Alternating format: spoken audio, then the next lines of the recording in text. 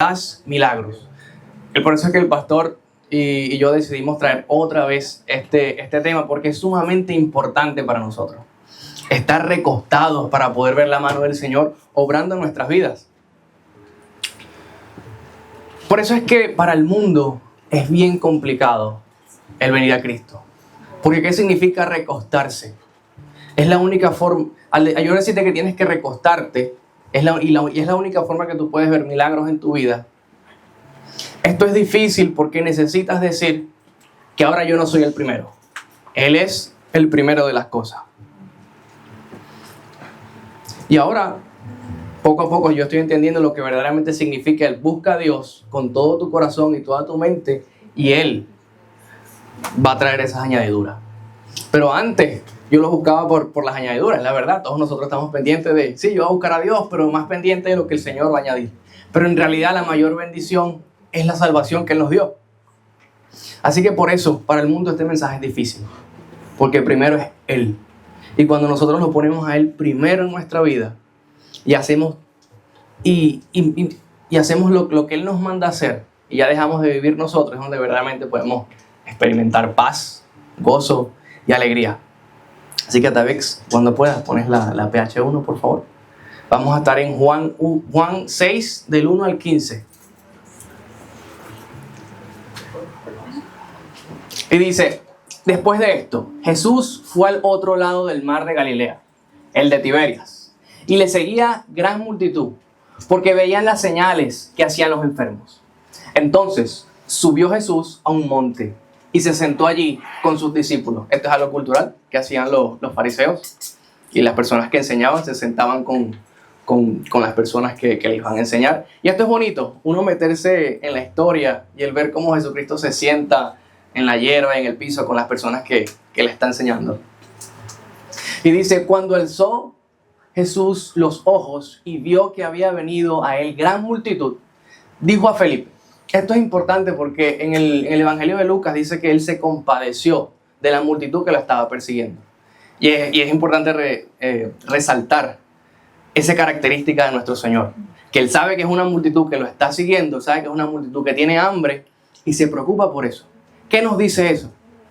Que el Señor se preocupa por las necesidades de nosotros. Bien. Pero hay algo mucho más importante que esas necesidades físicas, y es que lo conozcamos a Él. Y le hace la pregunta, ¿de dónde compraremos pan para que coman estos?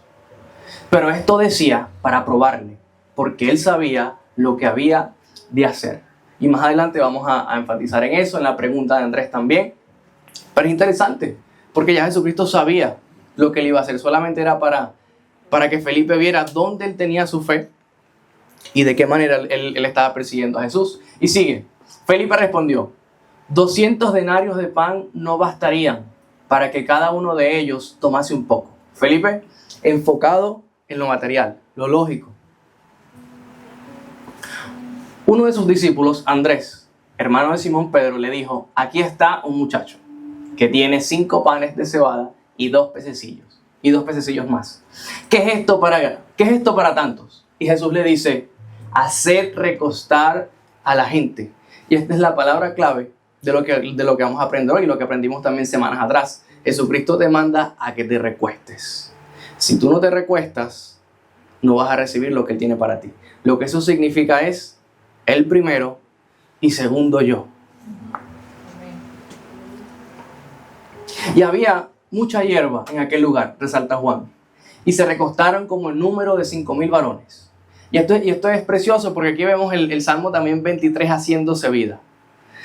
Jesucristo personifica el Antiguo Testamento, está por todos lados, y eso es maravilloso ver a nuestro Dios cómo lo hace. Y tomó Jesús aquellos panes, y habiendo dado gracias, los repartió entre los discípulos, y los discípulos entre los que estaban recostados. Asimismo, de los peces cuanto ellos querían. Y cuando se hubieran saciado, dijo a sus discípulos, recoged los pedazos que sobraron, para que no se pierda nada. Entonces ellos recogieron y llenaron de 12 cestas de pedazos que de los 5 panes de cebada sobraron a los que habían comido. Aquellos hombres entonces, viendo la señal que Jesús había hecho, dijeron, este verdaderamente es el profeta que había de venir al mundo. Que el Señor nos siga bendiciendo con su palabra. Algo importante ver aquí es que Jesucristo es el mejor caminante, nuestro ejemplo. Juan nos dice que Él viene de Jerusalén. Y ahora vemos a Jesús cerca del mar de Galilea. Él estudiando, tal vez el camino de 70 a 80 millas, o alrededor de unas 12 millas, alrededor de unas 12, 15 millas diarias. Y esto a mí me llevó a pensar algo. Jesucristo no es como todo el mundo lo pone. Que uno dice, no, uno es cristiano, la gente dice, ay, tú eres un aburrido. Jesucristo se la pasaba caminando por todos lados, su ministerio era moviéndose. ¿Qué nos dice esto? Que nosotros también tenemos que hacer lo mismo.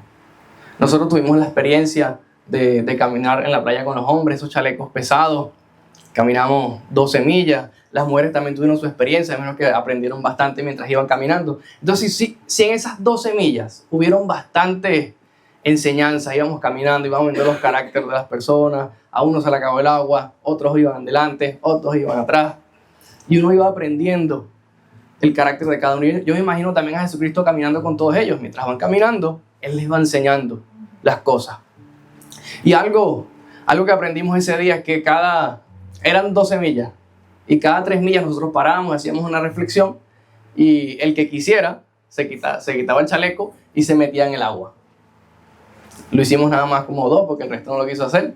Querían ahí darle duro hasta el final.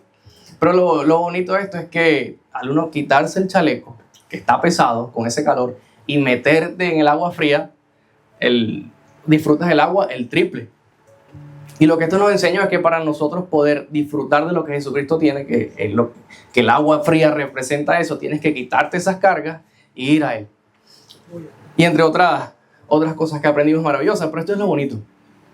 Y también me gustaría comenzar con una experiencia que tuve con una amiga que me preguntó sobre, yo me quiero acercar a Jesús. Ayúdame a hacer un plan para leer la Biblia. Y yo me puse a pensar, ¿cuántas veces tú has tratado de hacer planes para leer la Biblia sistemático y te ha funcionado? Yo sabía que me iba a decir ninguno, porque si me está preguntando es porque no le ha funcionado. Ya me dice, no, casi nunca. Y yo digo casualidades. Yo también estaba experimentando eso y yo dije, desde que el pastor nos dijo hace 2 semanas, abra su Biblia, aunque sean 5 minutos, 10 minutos. Obviamente no estoy diciendo que la Biblia no se estudia organizadamente, tienes que estudiarlo organizado. Pero yo le dije, vamos a dejarnos de sistema, vamos a tratar algo diferente. Búscalo, abre la Biblia 5 a 10 minutos, que poco a poco eso se va a ir extendiendo, pero vamos a dejarnos de sistema.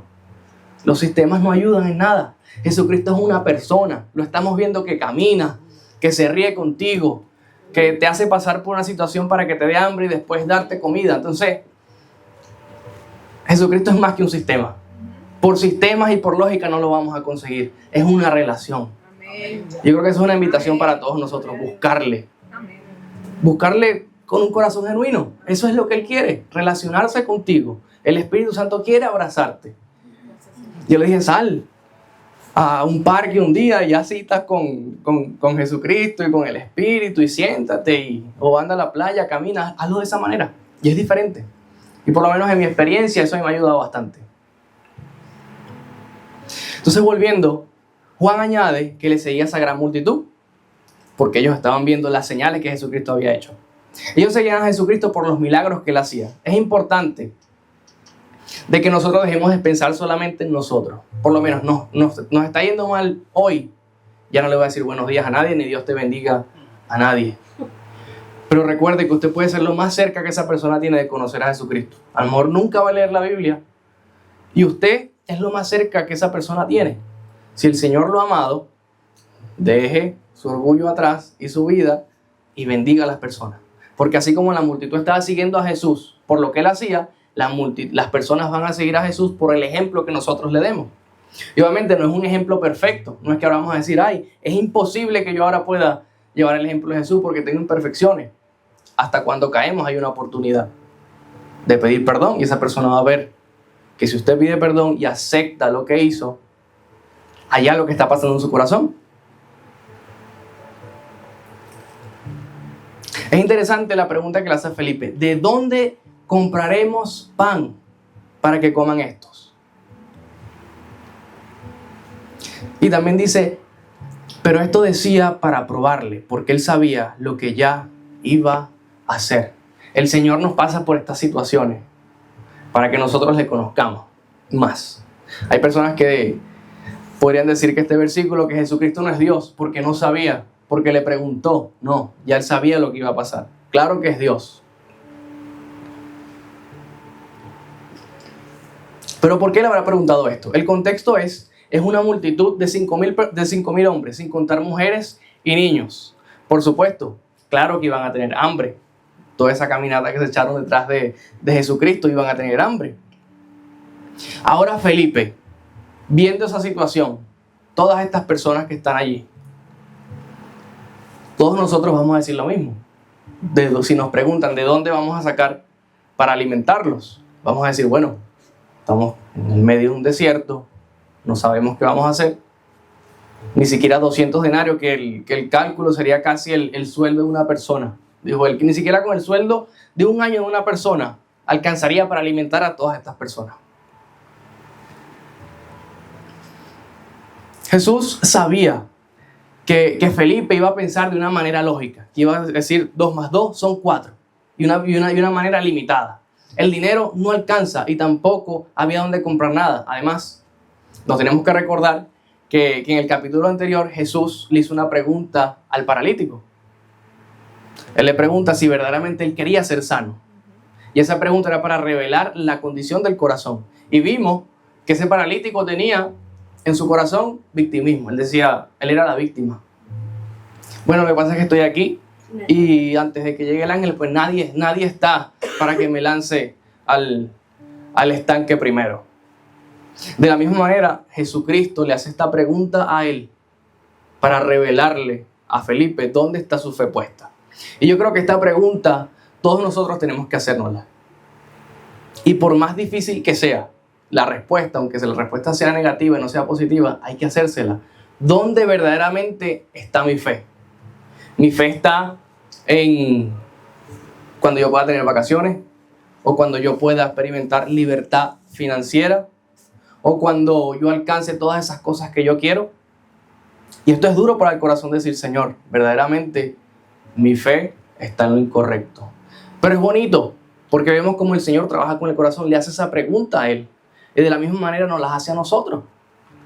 Cuando pasamos por esa circunstancia y no entendemos por qué no se nos da como nosotros queríamos, es una prueba para que tú puedas decir, ok, mi fe está en lo incorrecto. Perdóname, Señor, y ayúdame a volver. Por eso que Jesucristo es la luz de los hombres, la luz del mundo, porque nos revela. Todo el tiempo está revelándonos dónde está nuestra fe. Y qué Dios tan grande tenemos nosotros que está detrás de nosotros. Por eso es que necesitamos experiencia para que estas preguntas puedan surgir. Porque, ¿cómo surgió esa pregunta? ¿Estando sentados todo el tiempo en la sinagoga? ¿O nosotros acá, si hacemos la aplicación práctica, estando todo el tiempo con aire, sentados aquí, nos vamos a hacer esas preguntas? Pero cuando salimos, por ejemplo, a caminar a la playa, con arena, con sol, se nos acaba el agua, ahí uno comienza a hacer esas preguntas. Ayer mi mamá me manda un mensaje, me dice, se nos dañó el aire, hay calor y los perritos tenían sed, y hice el reporte y todo eso. Pero yo reaccioné diferente, y esto es gracias a Dios. Yo dije, bueno, yo estaba en el trabajo, lo que me espera posiblemente es una noche con calor, pero es una oportunidad para uno poder agradecer lo que uno tiene. Entonces es bueno que uno se le dañe el aire a veces. Es bueno todas esas cosas, pasar por experiencia. El cristiano que solamente busque a Dios y le pide que lo saque de las circunstancias difíciles, no ha entendido lo que Dios es. Porque es imposible que nosotros podamos ver a Jesucristo como el Rey que es cuando nosotros tenemos todas nuestras necesidades cubiertas. Es doloroso. Yo no diría, no, pero es que yo puedo adorar a Dios con el banco lleno o con que todas las cosas me salgan bien. Pero verdaderamente nuestro carácter no es así. Y Dios lo entiende. Es sumamente necesario exponernos a estas cosas. También lo fundamental era que Felipe pudiera encontrar el estado de su fe, si verdaderamente estaba en Cristo. Por eso la intención de Jesús era ver y revelarnos si Felipe podía confiar en Jesús. De que si Jesucristo podía proveer por encima de lo que él estaba viendo. Ya le había visto el paralítico, ya habían visto otros milagros atrás. Entonces ahora era momento de ver dónde Felipe, cómo estaba viendo a Jesucristo, si esos milagros verdaderamente estaban impactando en su corazón. Y aunque nosotros no estamos caminando hoy con Jesucristo, podemos estar leyendo la Biblia y vemos todas esas cosas que hizo. Abrió el mar en dos. Vimos todas esas proezas que hizo. Verdaderamente, ¿cómo está impactando eso en nuestros corazones? Si contestamos esa pregunta sin tenerle miedo al resultado, vamos a poder ver a nuestro Señor mejor. Hágase esa pregunta. ¿Verdaderamente estas historias que yo estoy leyendo, que son verdad, que usted puede ir a Israel y lo puede ver por donde Jesucristo pasó, ver cómo está impactando eso en mi corazón? Por eso es que todas las cosas que al que cree en el Señor, todas las cosas que le pasan son para bien.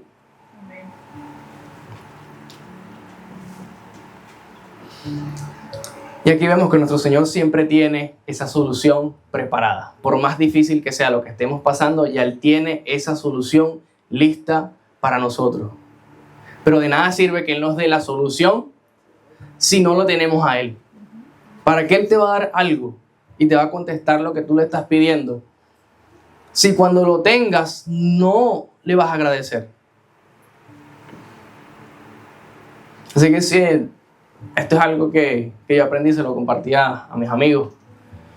Es más importante. Nosotros tenemos nuestro plan y lo que queremos hacer. Queremos llegar del punto A al B. Pero para Dios es más importante que tú le conozcas a que llegues aquí. Si lo que tú le estás pidiendo es su voluntad y no te va a destruir, Él te lo va a dar. Pero es más importante que tú le conozcas y que tengas un corazón humilde y que te puedas recostar, como dice ahí. Y vamos a ver lo que significa esa palabra otra vez, porque se nos tiene que quedar grabado. Es maravilloso el poder recostarte. Y el poder recostarse y dejar que Dios sea el rey de tu vida es un don que Él da, es un regalo que Él da. El mundo no lo puede hacer, porque para hacer esto hay que tener humildad en el corazón. Y solamente esa humildad la da el Espíritu Santo. Y por consecuente, el problema que ellos estaban teniendo, entre comillas, se convierte en una oportunidad de aprendizaje. Aunque él ya tenía la respuesta, no se la descubre de una vez, sino que deja que él hable, deja que él le haga la pregunta, deja que él responda. Verdaderamente esta pregunta, como ya les dije, hay que hacérsela. Todos nosotros debemos hacernos esta pregunta y nos va a cambiar la vida si la contestamos de la manera correcta. La respuesta de Felipe fue la misma que todos nosotros hubiésemos hecho. Felipe le respondió: 200 denarios, el sueldo de una persona en un año no alcanzaría para esto. Eso revela que a Felipe todavía le faltaba aprender sobre lo que Jesucristo iba a hacer. Le faltaba aprender esa plenitud de lo que Jesucristo verdaderamente significa. Tenemos que dejarnos de ver a Jesucristo pequeño. Tenemos que sumergirnos en las Escrituras, porque Él es el Rey, como vimos la semana pasada. Él va a venir a traer juicio a la tierra. Pero ese Dios que va a traer juicio es el mismo que dio su propia vida para salvarnos. Felipe solo pensó, a pesar de haber visto milagros de Jesús, él solamente estaba pensando en el dinero, en los recursos humanos. Esto quiere decir que conocía a Jesús, pero aún no lo miraba. Aún lo miraba con limitaciones humanas. Todavía Felipe no sabía que Jesús era el pan de vida. Él no sabía que cuando Dios le dio el maná al pueblo en medio de Egipto, era una representación de lo que Jesucristo iba a hacer. Que Él es el propio pan de vida en carne. Y esto es gloria para Dios. se lo compartí hoy a mi mamá. Me salieron 2 ofertas para poder pasar como al otro nivel en el trabajo de supervisor. Pero lo que costaba agarrar esto era los domingos y miércoles y posiblemente también los sábados. Y verdaderamente yo fui tentado allí. Pero al experimentar lo que Jesucristo es, me ayudó a decir, yo dije no. Le di a las personas que me ofrecieron gracias, pero para yo poder agarrar esta posición, tienes que darme mi domingo. Porque si me la estás ofreciendo, es porque yo he hecho las cosas las cosas correctas para llegar ahí. Pero yo no soy nadie si no tengo a Dios en mi vida. Y me dijeron, bueno, déjame pensarlo. Y después la persona me dijo, la semana después me dijo, no se puede. Hablamos con el jefe grande y él quiere la habilidad, que tú abras tu ability completa. Yo pues está bien, no importa. Pero llega un punto en la relación con Dios. Al principio, 2, 3 años atrás, 1 año atrás, cuando yo veía las cosas que Dios me dice, no hagas esto, y lo que yo quería hacer, había como una negociación, y yo negociaba. Y esa negociación lo que significa es inmadurez todavía. Todavía estamos como Felipe. Yo estaba como Felipe. Sí conocía a Jesús, que me había salvado, pero plenamente no sabía el valor, lo que era para mí. Pero ahora me estoy viendo en otra posición y de una vez dije, aunque me cueste, no. Porque sin Él no soy nadie. Y solamente esto lo puede hacer Jesucristo en el corazón de nosotros. Así que nosotros, esta historia de Felipe y cómo Felipe reacciona, nos revela nuestros corazones. Si todavía tú estás en el punto que estás negociando las cosas que te destruyen, porque si Dios te dice, no hagas esto porque te destruye y tú todavía lo estás negociando y te cuesta el poder decirle no, yo escojo por Cristo, es porque todavía no estás viendo a Jesucristo como es. Porque cuando vemos el valor que Él tiene, lo que el Evangelio significa, que es una noticia, que Él nos salvó, que todas las cosas que nosotros hagamos para Él van a tener recompensa, que Él nos va a recompensar, y la mayor recompensa es poder estar con Él por siempre. Uno dice, no, pelea, y aunque caiga, no, porque Jesucristo lo es todo. Y esto podrá sonar como un lingo religioso, pero una vez que uno lo entiende, uno no se cansa de repetirlo, Jesús lo es todo. Como dijo Paul Washer una vez, que alguien se le acercó y le dijo, Pastor, Jesucristo es lo que nosotros necesitamos. Y él le dice, no, hijo, Él no es lo que necesitamos, Él es lo único que nosotros tenemos. Así que es bonito este caminar con el Señor. Llega un momento que ya tú dices, no, Jesucristo es más que cualquier cosa. Sin embargo, Andrés fue diferente. Él dijo, aquí está un muchacho que tiene 5 panes de cebada y 2 pececillos, y 2 pececillos. ¿Qué es esto para tantos? Por lo menos él se enfocó en lo que había. Pero con todo eso dijo, esto no es suficiente. Después de ver que levantó al paralítico y ver los milagros atrás. Pero por lo menos esto se puede decir que vio la copa medio llena y el otro la vio medio vacía. Felipe, el contraste es que Felipe presenta el problema económico. Se centra en lo que falta. Felipe concluye que no alcanza lo que hay y da una respuesta pesimista y limitada, como todos nosotros haríamos. Pero Andrés da un pensamiento diferente. Él ve una posible solución a alguien que tiene algo. Él presenta lo poco que hay, aunque parezca insuficiente. Pero con todo y esto, hay una duda que dice, ¿qué es esto para que pueda alimentarlos a todos? Felipe ve la imposibilidad y Andrés ve un principio de posibilidad, aunque todavía no cree del todo que sea suficiente. La respuesta de Andrés fue más convincente, se puede decir, convence más que la de Felipe, pero también tenía duda. Así que esto es peculiar, lo que Jesucristo hace aquí. Jesucristo dice, Juan resalta que había hierba allí, como les dije. Y ya puedes poner la PH2, por favor.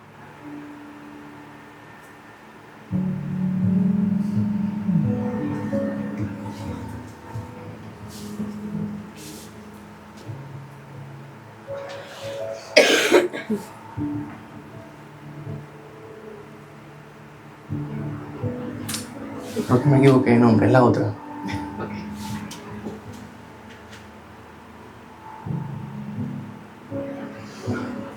Tenemos por aquí. Pero es interesante cómo ver a Jesucristo, cómo hace las escrituras reales. Sí, exacto. Tampoco. Están repetidas, ¿verdad? Bueno, es el Salmo 23, que dice que en Jehová es mi pastor y nada me faltará, y en delicados pastos me hará descansar. Él está diciendo ahí, yo soy ese pastor del Salmo. Yo los voy a hacer descansar a ustedes en estas hierbas. Es interesante porque en el mundo grecorromano los invitados no se sentaban como nosotros estamos aquí, en sillas altas. Para las comidas principales ellos se reclinaban en asientos bajitos que se llaman divanes. La mesa casi siempre estaba en el medio y ellos se recostaban con el brazo izquierdo así y se acostaban en el piso, todos recostados. Lo que eso significaba es que esa postura expresa honor al anfitrión. La sociedad judía, que había adoptado esta costumbre desde hace mucho tiempo, la empleaba especialmente en banquetes festivos, como la Pascua. Por lo tanto, reclinarse indicaba una participación plena en la comunión ofrecida. Si todos ellos se recostaban de esa manera, estaban siendo compartícipes de lo que el anfitrión tenía para ellos. Y este es un dato que está, pero no es totalmente seguro porque no hay seguridad al 100%, pero posiblemente en la Pascua, al ellos reclinarse, lo que les recordaba es que ellos eran libres. Porque antes ellos estaban cautivos y cuando eran esclavos posiblemente tenían que comer parados. Y el ahora poder disfrutar de la cena de la Pascua recostados, lo que les está recordando a ellos es que ahora ellos son libres. Para nosotros eso sería que nosotros hemos fallado esta ley que está acá, completa. Y si nosotros antes de conocer a Jesucristo estábamos esforzados, si nos preguntaban, si te mueres hoy, ¿a dónde irías? ¿Al cielo o al infierno? A veces decíamos, pues, el cielo. ¿Por qué? Bueno, yo soy malo, pero yo he hecho también cosas buenas. Y cuando recibimos la noticia del Evangelio que nos dice, si fallas uno, lo fallaste todo, y para ir al cielo tienes que ser perfecto, entonces ahora eso es un peso. Pero vemos a Jesucristo que te dice, recuéstate, que mi yugo es fácil, deja que yo dirija tu vida. Reclinarse representa ser recibido en una relación de pacto. Reclinarse con Abraham, Isaac y Jacob. En Mateo 8 podemos ver eso. Es entrar en el reino. Le voy a leer este versículo. Mateo 8:11 dice, y os digo que vendrán muchos del oriente y del occidente y se sentarán con Abraham e Isaac y Jacob en el reino de los cielos. Jesús los hizo sentarse en el suelo, pues Él es el anfitrión de anfitriones. Es como si Jesús dijera, prepárense porque el Padre les va a servir a todos ustedes. Es interesante, ayer tuvimos una reflexión con los hombres y hablamos sobre primera de Pedro capítulo 5, versículo 5, y dice, revestíos con humildad. La frase revestíos se traduce a una palabra rara que se refiere a un esclavo poniéndose un delantal antes de servir. Aún así como Jesucristo hizo. Lo que significaba esta palabra de revestíos, Pedro te está diciendo, para tú ser siervo de Dios y servirle, tienes que revestirte de humildad. Y esa palabra revestirte, lo que significa es una persona que se pone como un mesero, se pone su delantal aquí a atender a las personas. Pedro lo está diciendo y vemos a nuestro Señor de señores haciendo lo mismo. Al él decir, haz que todo el mundo se recline, que yo voy a ser el anfitrión de esto y yo les voy a dar de comer a ellos. En el mundo todos los reyes son servidos, pero en mi mundo es diferente. El rey es el que sirve y solamente Dios hace eso. Tenemos al ejemplo de ejemplo. Jesucristo está expresando humildad de la más alta calidad. Ahora una pregunta, Jesucristo está diciendo allí, vamos a leerlo otra vez. Regresame a la primera. Dice, entonces Jesús dijo, haced recostar a la gente. Él está diciendo con esta oración, con esto, que Él es el anfitrión. Eso está dando humildad, está diciendo que Él es humilde. Ahora, ¿Él está diciendo de Él mismo que Él es humilde? No, Él no está diciendo eso. Y eso fue un principio que aprendimos ayer. Para tú ser humilde, si tú dices, yo soy una persona humilde, ya de ahí estás dejando de ser humilde. Estás siendo orgulloso en tu humildad. Así que Él es el ejemplo.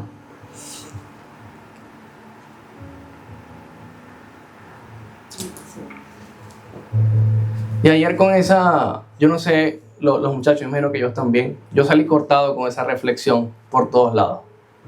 Una de las cosas que estábamos hablando es que esa palabra de revestido, de ser humilde también, es un estado de estar dispuesto a hacer cualquier trabajo, por más bajo que sea limpiar el baño, recoger un papel y todas estas cosas. Y el pastor nos dijo, yo hice una prueba la semana pasada porque yo sabía lo que íbamos a hablar ayer. Y la prueba fue dejar 4 papelitos por ahí tirados. Y nadie los recogió. Y eso a mí pues le dio a mi corazón duro.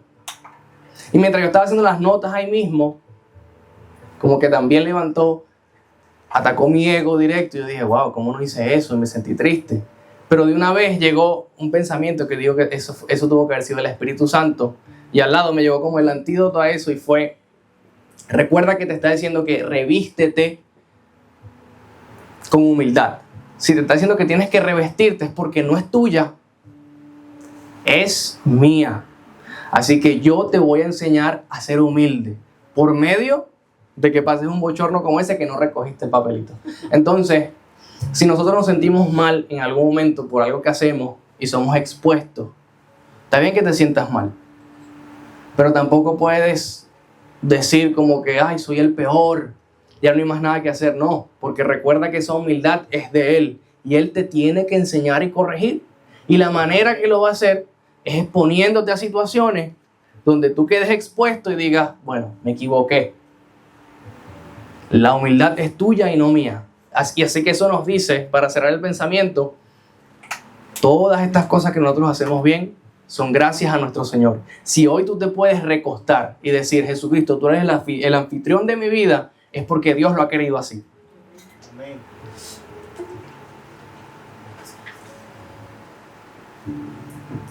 La palabra que se utiliza para recostar, esta que está aquí, es anapipto en griego. Y lo que significa es humildad, elegir el último lugar. Cuando Jesucristo dice, no se sienten en las fiestas delante, no sea que llegue el anfitrión y te mande hacia atrás y pases el bochorno de tu vida. Creo que es un buen principio también. Cuando uno llega a un sitio, siempre siéntese atrás, no se siente primero, que lo pasen a usted adelante. La palabra también significa confianza, apoyarse en el pecho de Cristo, que se usó en Juan 13. También significa servicio. También significa orden, someterse a las instrucciones de Jesús. Jesucristo dice que todo aquel que lo ama sigue sus palabras, todo aquel que cree en Él. Y creer en Él, ¿qué es? Decir, tú tienes razón, yo voy a seguir tus instrucciones, por más que me cueste.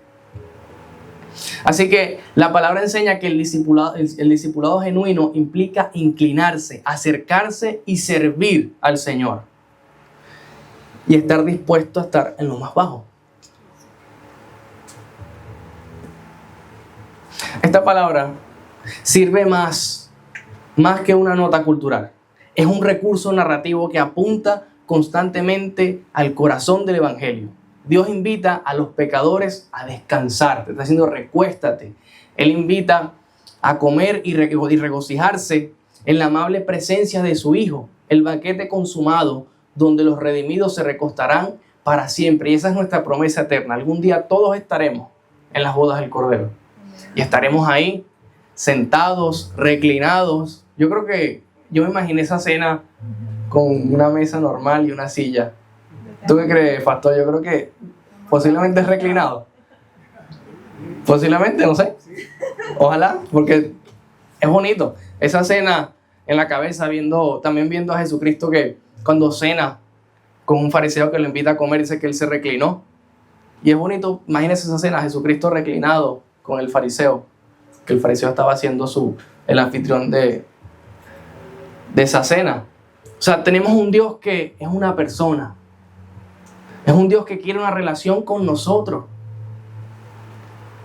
Entonces aquí es donde el milagro ocurre. Cuando estamos recostados, dependiendo el 100% de nuestro Señor, mientras tratamos de resolver todo con nuestras fuerzas, no le damos cabida a que Él sea el Rey. Vamos a recostarnos, decir, Señor, tú eres el Rey, tú nos salvaste. Ya Él hizo todas estas cosas. Hay más de 1.000.000 de razones por las cuales agradecerle. Él lo merece. Vamos a hacerlo, iglesia. Dejar que Él sea nuestro Rey de reyes. Qué privilegio ser parte, de ser hijo del Dios soberano. Cuando nosotros mismos tratamos de traer esa provisión con nuestras propias fuerzas, lo único que llega es cansancio, depresión. Cuando queremos salvarnos a nosotros mismos haciendo buenas obras, lo que llega es desaliento. Pero cuando rendimos nuestra vida al Rey de Reyes, incluso hasta lo que no entendemos, ya no nos importa si lo entendemos o no. No importa. Porque te tengo a ti. Y si te tengo a ti, lo tenemos todo. Lo tenemos todo.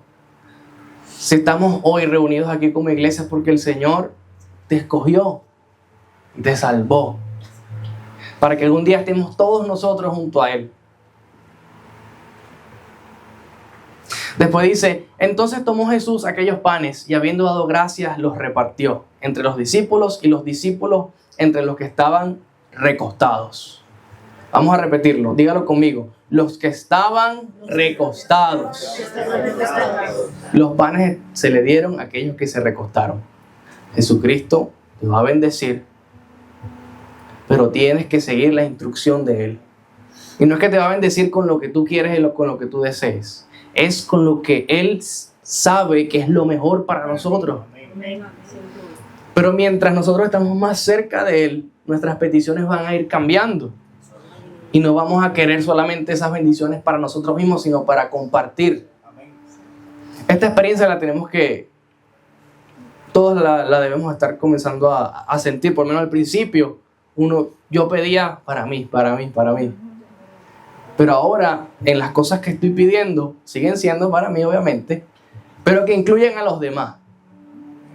Ya uno no pide solamente cosas para uno mismo, sino ahora uno piensa, ok, yo puedo hacer esto, lo otro. Y es el corazón que Dios va haciendo en uno. Te va cambiando ese corazón de piedra a un corazón de carne, un corazón dadivoso, un corazón que dice, no importa si soy amado por alguna persona. Yo voy a dar amor porque el Señor me amó a mí. Y cuando uno se despega a eso, el dejar de pensar lo que las personas vayan a decir de uno o que no te agradezcan lo que hiciste, todo cambia. Solamente enfócate en lo que Jesucristo piensa de ti. Y después dice, cuando ya todos se habían saciado, mandó a los discípulos a recoger los pedazos que sobraron para que no se perdieran. Cuando Dios derrama de su Espíritu sobre de nosotros, siempre va a abundar la bendición para aquellos que están a nuestro alrededor. Así que debemos procurar adorar a nuestro Dios en la escasez y en el dolor, para que cuando el Señor te bendiga no te conviertas en un avaro y te destruyas a ti mismo. Como le digo siempre a Diego y Ricardo, muchachos, no importa, esta es la mejor época de nuestras vidas, que no tenemos nada, que estamos peleando para construir algo. Es momento de adorar al Señor, porque esto es lo que está creando, es la base de nosotros. El Señor está dándonos en nuestra cara lo que le está dando a Felipe y no nos hemos dado cuenta de esta experiencia que nosotros estemos pasando. El Señor va a hacer algo maravilloso, lo vas a poder ver cara a cara. Y cuando tú puedes ver al Señor como es, no importa las cosas materiales que tú alcances. Lo que Jesucristo está haciendo con esto es trabajando con nuestra fe. ¿Dónde está cimentada? Él quiere que la pongas en el lugar correcto, en Él. Que nuestra felicidad dependa de Él, de su salvación, que su evangelio sea apetitoso para nosotros. Y si esto es así, cualquier situación de dolor, Dios la está utilizando para que te acerques a Él. ¿Qué significa esto para nuestras vidas? ¿Verdaderamente es tan malo lo que estamos pasando? ¿O quisiéramos regresar el tiempo para no pasarlo por ahí? Para no pasar por allí. Ahora sí puede oficialmente poner la PH3. La 2. ¿La 2? Entonces es la 2. Hubo un cruce de señas. Por eso es que Pablo dice en Romanos 5:20, donde abundó el pecado, sobreabunda la gracia. Y 2 Corintios 9:8 dice, y poderoso es Dios para hacer que abunde en vosotros toda gracia, a fin de que teniendo siempre en todas las cosas todo lo suficiente, abundéis para toda buena obra. Aunque nuestros pecados hayan sido demasiados, su gracia abundó más y más. Como de estos 3, 4 panes y 2, 3 pececillos, Él alimentó a una multitud. Eso era una sombra de su gracia. Aunque fallamos esta ley todos los días y en el pasado, al derecho y al revés y al derecho, su gracia sobreabundó todo eso. Y esto no puede quedar ahí. Porque ¿qué significa que su gracia sobreabundó? Que Dios te podía llamar por el nombre de tus pecados y la identidad que tus pecados te dieron y la identidad que mis pecados me dieron, pero no lo hizo. Y nos llamó por su nombre, por tu propio nombre. Pudiendo decir otra cosa, dijo Sandra, dijo Tabex, dijo Niurka, Javier, Mariana, Diego, Ricardo. Te llamó por tu nombre y solamente eso lo hace un Dios. Qué bueno. Porque pudo haberme llamado a mí. José, tú hiciste esto y lo otro. Y si yo hubiese estado frente de Él en el juicio, sin su perdón y sin su evangelio, y Él me hubiese dicho, José, hiciste todo esto, yo me hubiese lanzado con vergüenza, hubiese sentido la vergüenza más grande, pero me hubiese lanzado a mi destino. Pero cuando uno se lanza, Él te agarra y dice, no, yo pagué por ti. Entonces el ver a ese Dios que te llama por tu nombre, pudiendo llamarte, porque Él tiene la potestad, Él es el juez de jueces, pero no lo hizo. Por eso es que no tenemos que avergonzarnos del Evangelio, porque el Evangelio cambia las vidas y el corazón de todas las personas. Por más alegre que usted vea a alguien en el trabajo, esa persona necesita el Evangelio de Cristo. No hay nada que nos pueda dar más gozo que el saber que teníamos condena eterna, pero hubo un rey que dejó toda su gloria para salvarnos. Y ahora nos dice, recuéstate, deja que yo sea el anfitrión de tu vida. Y a recostarte no es en un estado de que tú no estás haciendo nada, porque a recostarte significa que tú tienes que poner tu cruz, tienes que llevar tu propia cruz. Decir, Señor, ahora yo voy a hacerte caso, voy a perdonar por más que me duela, voy a dejar de buscar el por qué no voy a perdonar. No, pero es que me hizo esto, pero es que lo otro. No, enfócate en lo que yo te estoy diciendo, perdona, porque es lo que te va a hacer sentir la paz, es lo que te va a poder permitir verme cara a cara, y ese es el mayor propósito que Él tiene para nosotros. No solo hay provisión, sino que hay una capacidad de poder compartir todo lo que Él nos dio.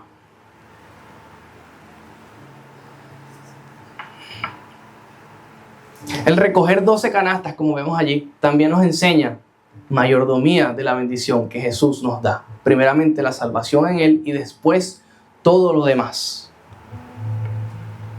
Esto fue una enseñanza para los 12 discípulos. Recogieron 12 canastas, las cuales fueron cargadas por ellos. Esto les recordó que si servían con fe, siempre habrá provisión para todos ellos. Mientras alimentaban a otros, al final ellos también fueron saciados. ¿Qué nos dice esto? No importa las ofertas que nos lleguen del mundo. El Señor siempre te va a recompensar, nunca te va a hacer falta el pan, tanto físico como espiritual. que es el más importante. No tengamos miedo, iglesia, no importa lo que venga. Sabemos que el mundo se va a poner peor, pero cada vez estamos más cerca de su gloria. Cada vez estamos más cerca de poder experimentar la eternidad con Él. Y mientras no estamos con Él ahí arriba, estamos aquí llevando ese mensaje, porque Él vive dentro de nosotros. Entonces, como iglesia, recibimos esta invitación. Arrecuéstese. Vamos a recostarnos. ¿Qué es lo que significa arrecostarnos? Ya vimos. Decirle, Señor, tú eres el anfitrión. Reconocerle como Él es. Hacerme la pregunta, ¿dónde está mi fe? ¿Dónde está cimentada? Permíteme poder verte. Si mi fe está en lo incorrecto, no importa, lo acepta. Y dice, Señor, pongo mi fe en ti. Así que confía en Él mientras estás recostado en esa hierba verde, verdecita. Y en esa posición de estar recostado es donde nosotros podemos ver milagros. Inclinemos nuestras cabezas, iglesia. Gracias, Señor, por tu misericordia. Gracias, Señor, por tu palabra. Y gracias porque hoy, Señor, tú nos hablaste en nuestro corazón como lo has venido haciendo por toda esta semana. Gracias por el